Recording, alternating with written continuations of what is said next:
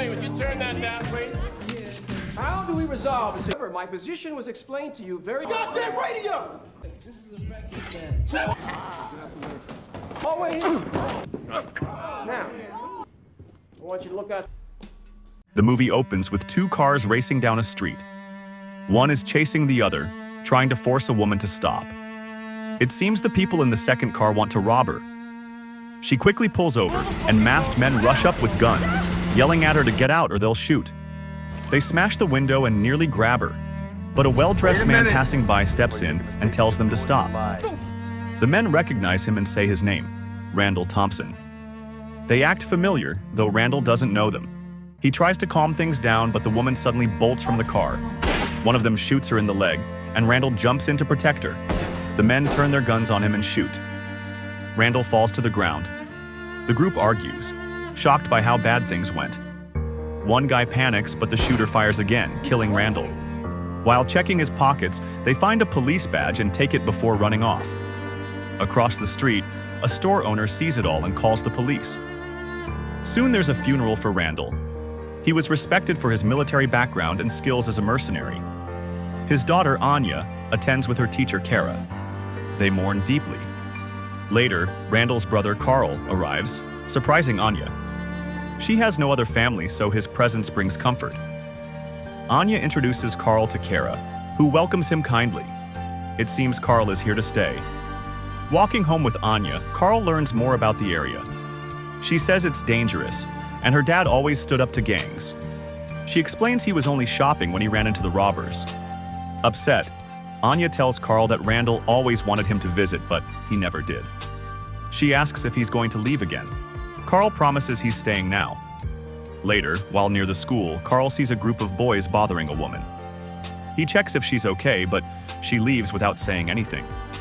The same boys then follow Carl, trying to scare him. They claim they run the area and insult him. Carl stays calm and asks if they're threatening him. A police car shows up and scares them off. But once the cops leave, they return and fire shots at Carl. Carl dodges the bullets and the group speeds away. Later, he meets his old friend Joey in a quiet spot. Joey once worked with Shale, the original substitute teacher who now lives in New York. Carl asks for help finding his brother's killer and whether the gang was involved. Joey agrees, even before Carl offers money. Okay. That night, Carl and Joey meet at a bar to plan. Joey says the store owner who witnessed the murder won't talk. He's likely scared. Carl asks if he saw the shooter. Joey says yes, and the killer is a student from Lantro High School and part of a gang called the Brotherhood. They wear hoodies backward with eye holes. The store owner swears they were high schoolers. Joey says they need to act fast. The next day, Carl visits Kara and brings her a drink. She's happy to see him. He asks who will take over Randall's teaching position. Kara says the school is hiring a substitute for the most violent class. Carl says he's interested. He's trained people in self-defense. Kara hesitates but tells him to get certified and she'll help him apply. The next day, Anya returns to school for the first time since her father's death. She reunites with her best friend Danny. Meanwhile, Carl arrives at the school looking for the registrar. He meets mechanic teacher Warren Drummond, who helps him. On the way, Warren asks if Carl is the new sub for the troubled class. Danny walks by and thanks Warren, though it feels strange. In the special section, Carl sees the students look more like gang members than students. After getting a pass, he heads to his room but gets lost. A janitor helps with directions. When Carl enters the classroom, it's pure chaos. Students are partying, drinking soda, dancing, and flirting. No learning is happening. He tries to introduce himself, but no one cares. Excuse me, would you turn that down, please? One student, Dante, tells them to lower the music. The student does, but complains. Carl notices a kid with soda and jokingly asks if he brought enough for everyone. The student replies with an attitude and the class laughs. I must have left my cooler at home, Bill. Carl tells them he's their new sub. He notices a kid with a broken arm and asks what happened. The boy says it was from basketball. Dante jokes that teaching is just as tough. Carl replies, "Not if the lesson plan is strong." then pulls out a yo-yo and asks if they know what it is. He explains that 400 years ago in the Philippines, it was used as a weapon. Then he hurls the yo-yo and smashes a soda bottle. It was a weapon. But next time, bring enough for everyone. Did you bring enough? He asks what they learned, then tells them not to judge people by looks. Also, if someone brings soda, they better share. The room grows quiet. Lesson plan you got. Many students eye Carl, already planning to test him later. At lunch, a few mock him, not knowing Joey is nearby filming. Tomorrow, somebody's gonna take care of that motherfucker, will ya? In the staff room, Carl meets other teachers. They seem tired and fed up. One jokes, asking how Carl is surviving hell. Carl says the kids act tough, but he's not sure they're tough enough. Another teacher reminds him Randall thought the same. Look where that got him. Warren walks in and cuts in, saying, "If fish can learn to swim, why give up on these kids? Maybe that's why all your students are drowning." Though Warren seems arrogant, he invites Carl for a walk. As they chat, Warren questions why Carl chose that class. He hints Carl should have picked calmer students, possibly trying to scare him off. Kara walks up and jokingly asks Warren if he'll introduce her to the new teacher, pretending they haven't met. Elsewhere, Anya runs into Dennis, who's driving a Mustang. She compliments it and asks how he can afford it. He avoids the question and offers her a ride. She agrees. Across the street, Carl and Joel are following students they suspect are in the Brotherhood, the ones who killed Randall. They follow them to an abandoned factory. Inside, the gang is torturing someone, the store owner who witnessed the murder. Carl and Joel sneak in unnoticed and see the man hanging by his arms being beaten. Joel asks if he should jump in. Carl nods. The gang leader demands to know why the man told people they killed the teacher, especially that they're students. Crying, the man begs for mercy and says he called the police. The gang hits him more. Meanwhile, Carl sets up a device to help. Joel walks in unarmed and warns the gang to let the man go or face the consequences. I'm gonna take this man out of here right now. You understand? To prove his point, Carl shoots one or two gang members in the leg. Joel then points his gun at the leader, saying the next bullet will hit his chest. It's your move. Realizing things are serious, the gang leader agrees to free the man. He quickly unties him, and Joel helps him out. Joel tells them not to move until the red laser dots are gone or they'll be shot. The gang freezes while Joel walks out confidently. At home, Anya and Dennis are in her room, kissing. They like each other, but Anya doesn't want to go too far. When Dennis asks why, she jokes to avoid answering. Suddenly, Carl shows up. Anya panics and tells Dennis to sneak out before he's seen. She heads downstairs to greet Carl, who jokes about teaching yo-yo history at school. Anya laughs. Before leaving, Carl says he understands what teens go through. That night, some students from the special class planned a car robbery. Mace, the boy with the radio, gets out of a friend's car and breaks into another. The alarm goes off, but his friend silences it. They drive off casually. Joel watches them from the shadows. Elsewhere, Carl is spending the evening with Kara. They're drinking and talking. She asks about his past, and Carl shares a little. He says Randall was not just his brother, but also his partner, and that Randall used to be a mercenary. When Kara asks why Carl is now a teacher, he explains Randall inspired him to make a difference. Suddenly, Carl gets a call from Joel, who tells him what just happened. Joel says he set up a bait car, and Dante and Mace took it. He asks Carl to guess where the car ended up. Carl quickly agrees to meet. Carl thanks Kara and leaves, though she clearly wishes he would stay longer. When Carl and Joel meet, Joel shows him where the stolen car was taken. Carl wants to act fast, but Joel advises patience, saying the next day will be even more important. He then plays Carl a recording of the gang talking about their plan to take Carl down. The next day, Carl shows up to school like nothing is wrong. Dante greets him sarcastically, calling him the man with the lesson plans. Carl just smiles and starts teaching. One student with a broken arm pretends to feel sick and asks to go to the bathroom. He actually sneaks off to let gang members in through the back door. In the classroom, Mace is playing music loudly on his radio. and ignoring Carl. After several warnings, Carl decides to teach a lesson. He tells the class that if he lets Mace keep playing music while he wants to teach, nobody wins. That's called a deadlock. An impasse is a situation that has no apparent solution. So, in the absence of compromise, Carl then throws Mace's radio out the window. The whole class suddenly goes quiet. Mace gets angry and pulls out a knife, showing off his skills. But Carl easily disarms him and takes the knife.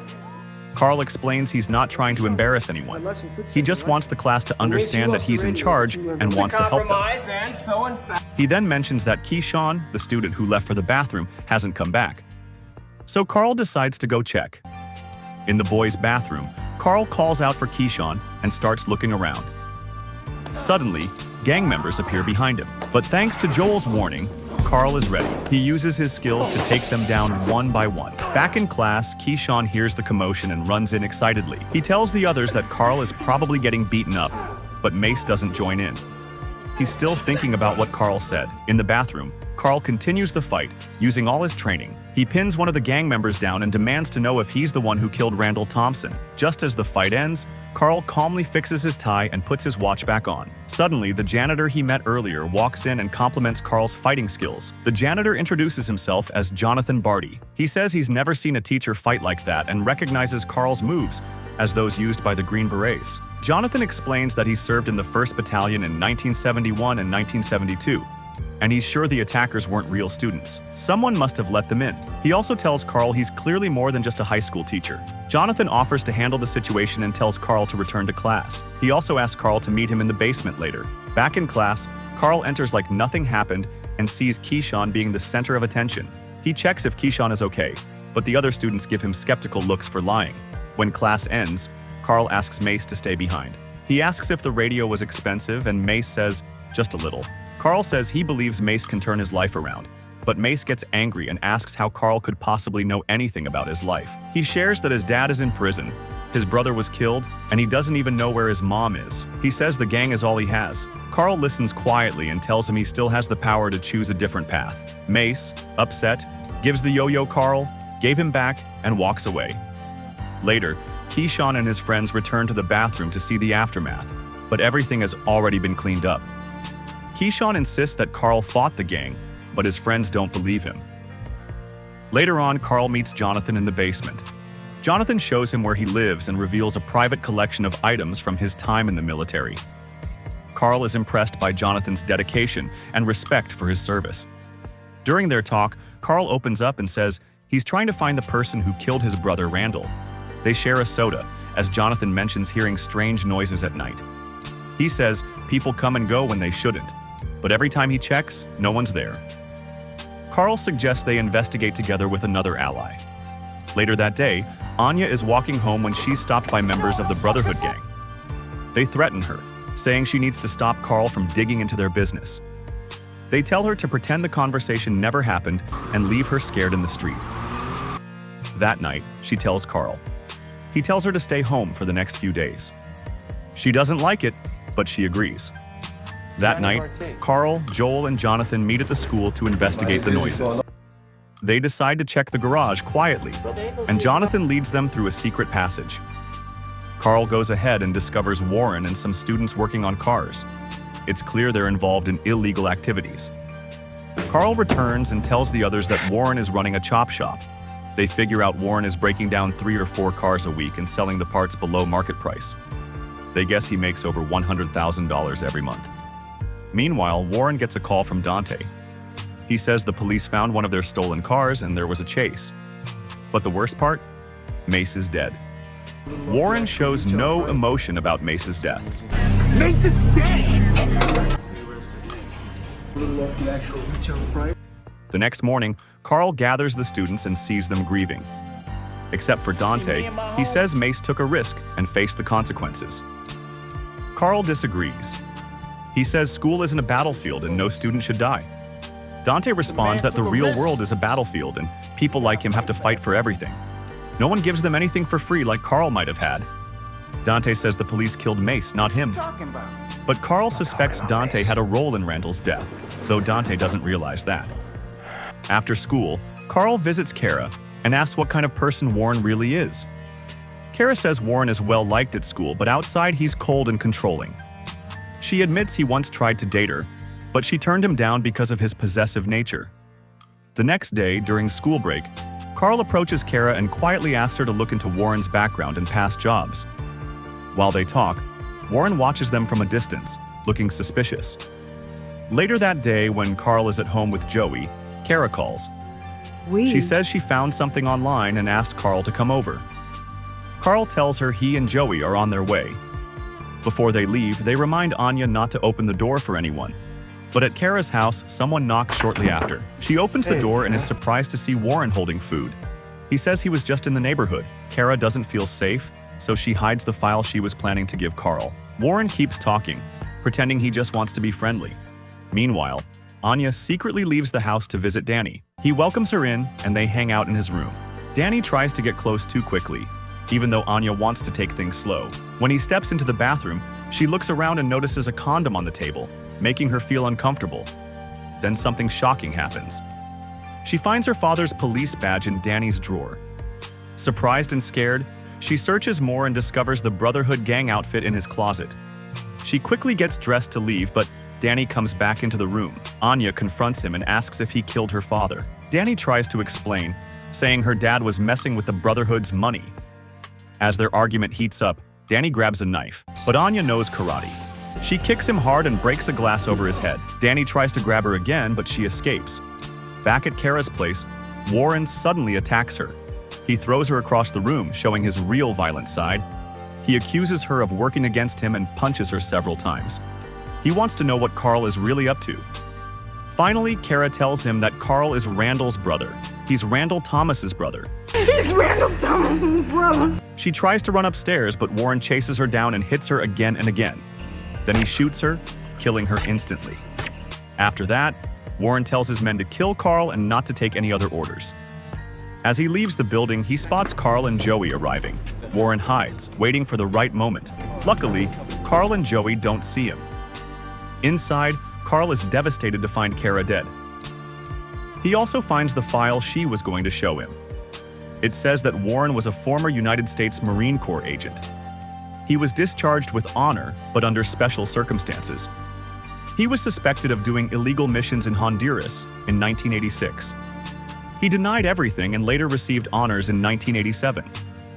At home, Anya tells Carl what she found out. She says Danny is the one who set her up and that he's the killer. Danny said he only did it to prove to Warren that he was important. That night, Carl grabs his weapon, ready to finish everything. Joey picks him up and they drive to the high school. Joey says he counted 2 full cars of gang members and asks Carl if he's ready. "We've got 2 carloads. You ready?" "Born ready. Let's do it." The gang arrives shortly after. They enter the school armed with guns and rifles, planning to take down the substitute teacher. Carl and Joey meet up with Jonathan, who opens the gate for them. But the gang is already on their tail and a gunfight breaks out. The school turns into a war zone. Several gang members get badly hurt, but Carl, Joey, and Jonathan remain safe. They move into another room and shut the door behind them. Joey reveals he's been shot and it feels like they're trapped. "We got to get across the hall." "Why the fuck did you bring us in here then?" "Because they were shooting at us." "No shit." Carl looks around and sees a gas tank. He quickly comes up with a plan. He puts the tank near the door, and when the gang starts shooting again, the tank explodes, pushing them back down the hallway. This gives the trio a chance to escape. Jonathan leads them through a tunnel to a hidden room where he keeps old weapons. They reload and prepare for the next attack. The gang keeps coming, but now they're losing more people. After a long and tiring shootout, Jonathan throws smoke bombs. Just then, the gang leader appears. As the smoke clears, Carl grabs the boss while Joey and Jonathan hold off the others. In the confusion, the gang accidentally shoots their own boss. In another room, Carl confronts the wounded boss, who admits that Warren Drummond, the mechanic teacher, is the man behind it all. Carl wastes no time and heads straight to Warren's classroom. He interrupts class and demands Warren admit he killed Kara. He also mentions that Kara's final note exposes the truth about him. Warren, shocked and nervous, tries to deny everything. Instead of admitting the truth, Warren tells the students about Carl's past as a mercenary. Then he tries to open a suitcase to pull out a gun, but Carl is ready and stops him before he can use it. A brutal fight starts. Both men are trained and dangerous. Warren grabs a fire emitter, but Carl knocks it out of his hands after several tries and kicks him in the face. Warren fights back, but Carl grabs a light bulb and presses it into Warren's eye, badly damaging it. The students watch, unsure who to support. Warren won't give up and keeps fighting. Carl slams him to the ground over and over. Meanwhile, Anya watches from upstairs and rushes down to help her uncle. The fight continues, both men using all their skills. At one point, Warren grabs a screwdriver and stabs Carl in the arm. Carl, in pain, still hits back hard. The students watch closely, wondering if Carl has been fatally stabbed. But he gets up. Finally, Carl stabs Warren in the stomach, ending his life. Everyone watches silently. No one seems to mourn Warren. After a short moment of silence, Anya and Joey surround Carl and thank him for everything he's done. Jonathan claps and tells the students to head back to class. The show is over. As everyone walks away, Dante shows kindness for the first time. He tells Carl that he looks like he could use a doctor and a vacation. In the end, everything seems settled. Carl thanks Joey for being there through it all. Sometime later, Carl and Anya visit Randall's grave. They leave flowers and Randall's badge. Anya tells Carl she's keeping the house and invites him to stay. But Carl says he's proud of her and that he has to leave. They share a warm hug and the movie ends.